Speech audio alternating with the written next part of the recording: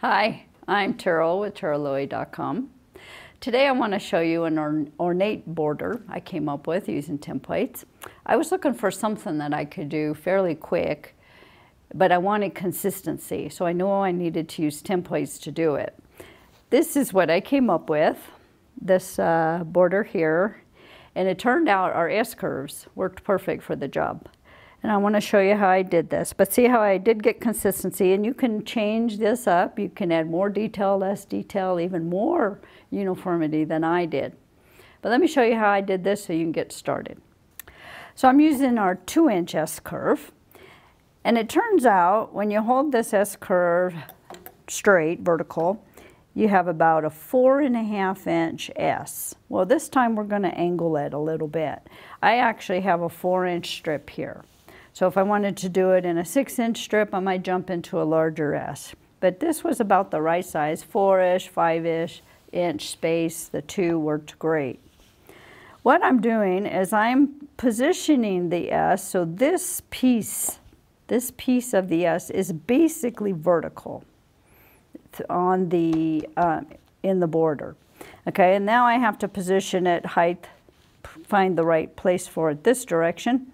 So I want to center it. So again, I can do what I did last time. I'd measured this on the sampler, and it came out to be about a 3.5-inch design. So I have about a 1/4 inch to play with on each edge. I can use my hopping foot demo tool again if I want to keep checking this bottom space. But I'm just going to go for it for the sake of time on the video. I'm going to use, again, this just line up the top lip of that right there so I can see the edge of the border. So I'm just a 1/4 inch off the top edge, but it looks like I probably oversized this a hair, and I have a little bit more than 4 inches. So I obviously want to center it in my space, so I might drop that down a little bit and watch this bottom edge instead and use this as I go down. The other option could be, especially if your space was a hair bigger, you might just chalk a line in. Chalk the line in that where you want to line this up every time. Just remember, you're going to stitch a 1/4 inch past that line, but that's okay. Just keep that in mind as you draw your line in there. But for right now today, we'll just watch the hopping foot. We'll make sure she fits in there very comfortably with maybe a sliver left. Why I say that is because I know up here, I'm going to have a 1/4 inch, and I got about a sliver there. So I'm darn close to having her in the middle. And again, I'm keeping this vertical. All right. Now, the other thing on this particular design, what I liked was when I didn't do the entire S, I stopping this curve right in the middle. If you can see, there's 2 etch lines, one right there and one right there. Each time I'm just going to stop approximately here. And the same thing up here. I'm going to stop approximately even with that corner, which is really the 45 between those 2 points. Just because this design didn't need that last little bit of the curve. Pull her up. Let's do a quick secure here. Since we're in the edge, I don't have to be pretty. Okay, so I want that vertical. I want that to be a soft, and off we go.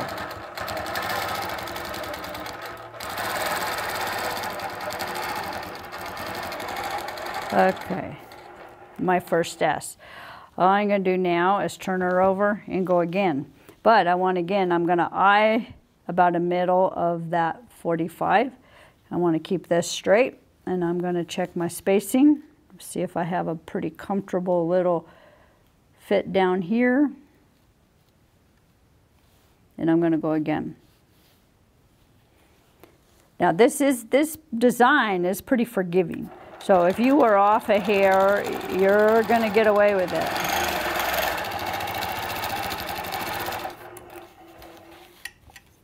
Flip it, go again.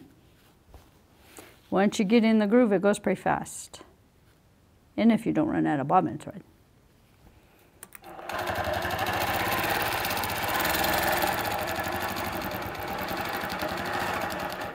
This. Okay, I'll do one more, and then we'll dress her out. We're not going to go down the whole length of the quilt right now. I know you guys get the hang. I got to eye that, Get this comfortable, get this straight. So look at here, I'm a little high. So I'm gonna come back down. So I'm gonna fudge this a little bit. I'm not liking, see this isn't gonna be as straight unless I'm just standing off too much to the angle. Trying to stay out of the camera here.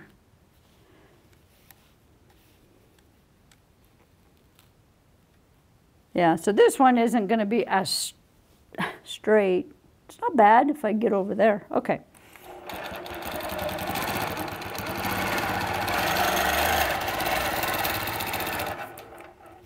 Okay, it's pretty straight. I was straight enough. All right, so now we're gonna assume I went to the very end of this border, and now we're gonna backtrack and dress it out. So this is where the real fun begins, because we get to dress this out, and you get to really do it any way you want. I'm just gonna show you what I did. You can certainly start there, but I'm guessing you're gonna improve on it. First thing I do is drop my handlebars, because I am going to backtrack on this line, and I do want to hit it exactly. I have far more control of this machine when my hands are on this. I could opt to put on some micro stitch handlebars, but I don't need to be so exact that I feel like I need those. This is going to be very adequate for me. Just dropping those handlebars and dragging my fingers. Okay, so I'm going to turn it on, and I'm just going to start scrolling and leafing this back to the beginning. If I want it to be very uniform, I'm going to want to be consistent where I put those scrolls. If I want it to be more whimsical, I can be random. Off we go. So, in my previous design, I had a leaf at the end of each one of these. It came up, maybe I'll throw in a scroll. Now I have to go back in on the scroll on the same line.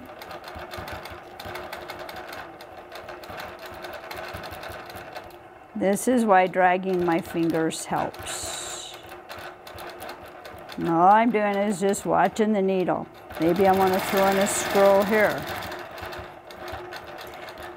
The other cool thing about this, especially for those of you who are still practicing your feathers, this is far simpler than feathering.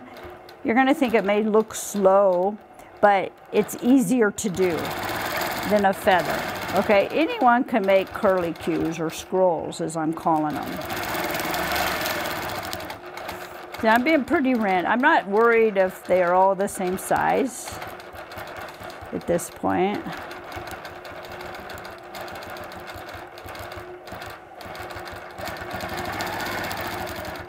Mostly when I see a space that I think needs to be filled, I'm filling it in.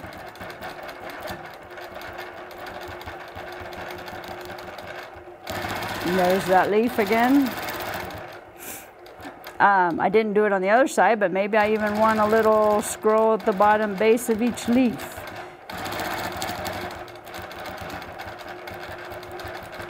You get to decide.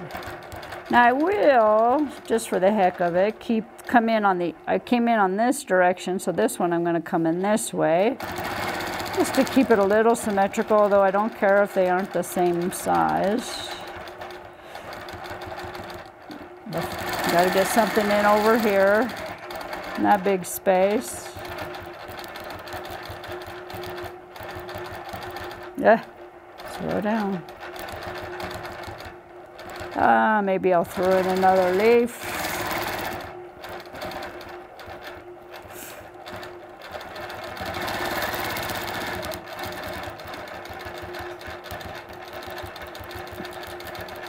Let's put one in over here.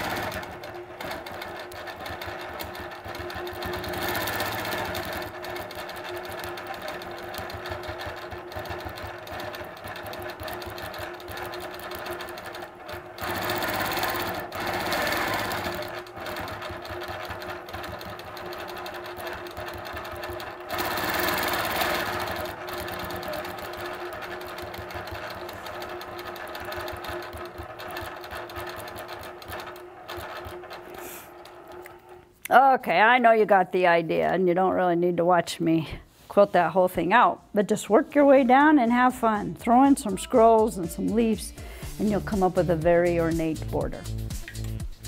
Well, have fun with this one, and I have more to come, so stay tuned.